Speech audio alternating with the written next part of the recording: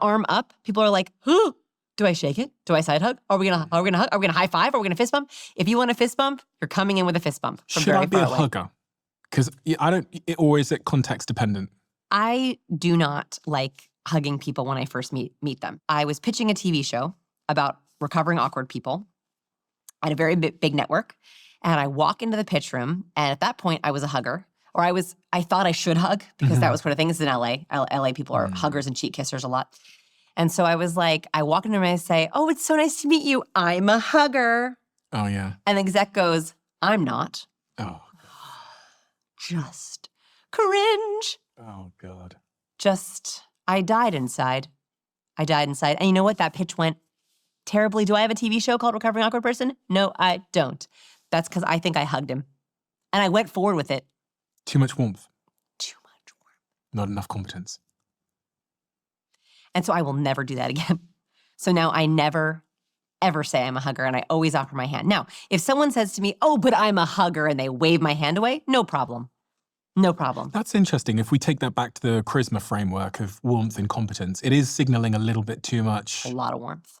It's a lot of warmth. And I know a lot about a person when they tell me, "I'm a hugger." What do you know? Go on, High say warmth. it. High warmth, probably a people pleaser, overeager, really want to connect, probably feel lonely, a little bit afraid, and I want to make them feel as liked as possible. Gosh, that's a lot just from that one sentence. I've hugged a lot of people. No, it is. Also, I have amazing students. We have millions of views on our YouTube channel, and they feel like they know me. And so if they want to hug me, I'm totally okay with it. Because I've been in their bed, I've been in their living room, I've been in their kitchen TV, on their phone. I've shared my stories with them, and I understand why they want to hug me because we feel like friends. And that actually is a compliment. And you like it? I do like it. Like when a student says, "Oh my gosh, I love you, I love Captivate," I'm like, "Come here." It feels like a friend. So on the hugging point then as well, is there a great way to hug someone? I mean, yeah. How is that? Have you been told you're a good hugger? Because then you might not be. I've tried to work on it. So I think I am now. Okay. I actually have been told I am. Okay, good. But it's part of the reason why is because I've learned a lot from doing this podcast, and someone told me don't tap on the back. Don't tap on the back. And they told me to we don't like being tapped on the head. We don't like being tapped on the back. It's a submissive cue, right? It's like you'll notice power players in politics will sometimes demean someone by going, "Hey, bud." Yeah. So definitely don't hug. So you're going to want to approach equally. You don't want any kind of asymmetry in your hug, right? So that's why you want to approach someone like this, like no asymmetry, none of this, straight on. So this is hard. If you are taller than the person, you typically want to go up. But you want to avoid who's going up, right? So the taller person should always try to go up, and you want to literally angle up. The lower person's going to angle down, and you're going to try to go torso to torso. Okay. And I like a 2-second hug. By the way, there is research on the length of handshakes. I haven't seen research on the length of hugs, but a handshake should be between 1 and 3 pumps and 1 and 3 seconds. So for example, we're looking at 1, 2, 3, that's good. And typically they found that if we do a 3-second shake, it's with a new person. So our first shake was about 3 seconds because we didn't know each other. But if I were to see you again, "Oh, it's so good to see you." That's a little faster. You do, okay. So typically, if you already know someone, you're just doing a quick reading, it's a 1 second. And if you don't know someone, it's a 3 second. What if I... Your face as I got to 4 seconds. You're offended. You're not my person. You're you cuss me out in your eyes. Yeah, it was horrible. That's how I feel. When is he giving my arm back? You also want to make sure that when you're doing a handshake, you're offering thumb up. Thumb up is really important.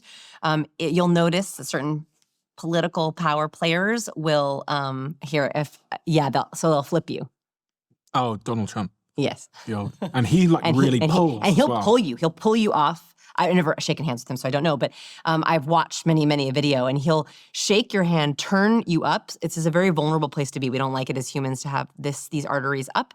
So he'll flip. So he'll flip, and he'll pull you off there. It doesn't feel good, does it? But what does that signal? Does that signal competence and strength? No, I don't think it's either. I actually think it's a danger zone cue. Okay. Because it's purposely, none of the cues I teach are manipulative in that way. That is purposely trying to get someone off balance, to give them disequilibrium. I like relationships to be equal. That's why I want you to offer thumb up.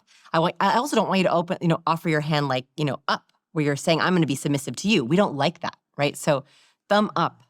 I can't remember where I learned it, but I learned that if you cup, then it's signaling warmth. So Absolutely. I was going to cup earlier on, but I was holding some stuff. I remember thinking, I'll walk out there and I'll cup. Why did I get my cup? Because I was holding all your books. So if It I was is holding, warm. I was holding your books. I was like, I can't imagine if I Bro, tried to cup with your books. I was Let me like, just it throw would my be books. so strange. No, so cupping is really warm. It's double the warmth. It's double the oxytocin. It's like a hand hug. So it's super high in warmth. It's also called the politician's handshake. So you only want to do it if you are truly and genuinely trying to show warmth. Otherwise, it can come across as forced. Okay. I also, speaking of like weird signals, I've heard this about men, that men to men have two different kinds of nods. Tell me if you think this is true. So if you walk down the hallway and you see a man you know, you go, hey, nod up.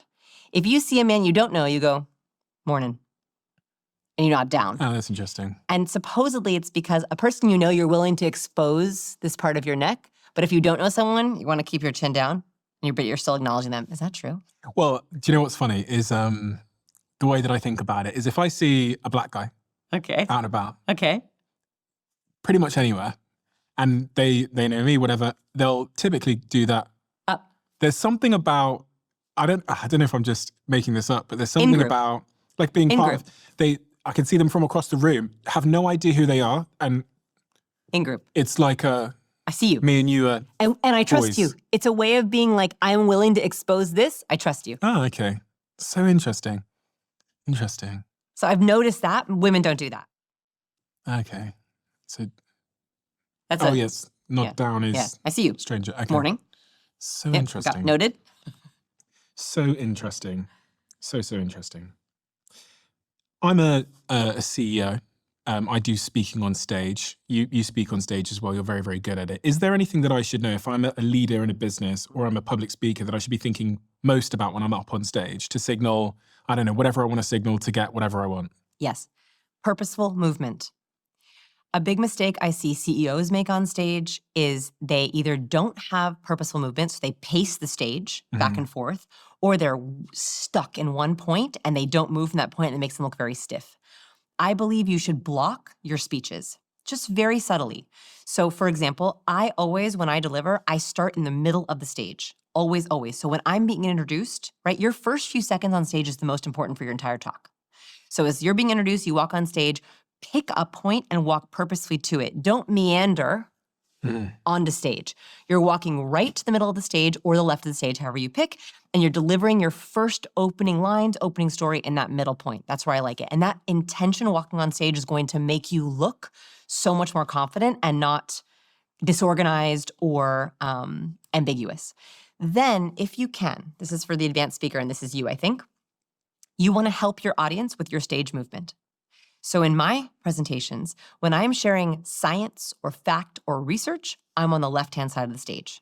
When I'm moving to personal story, gifts, anecdotes, or a funny video, I'm on the right side of the stage. That is a way I'm helping my audience organize and categorize my talks. I've also noticed in the audience, there are highly warm people and there are highly competent people.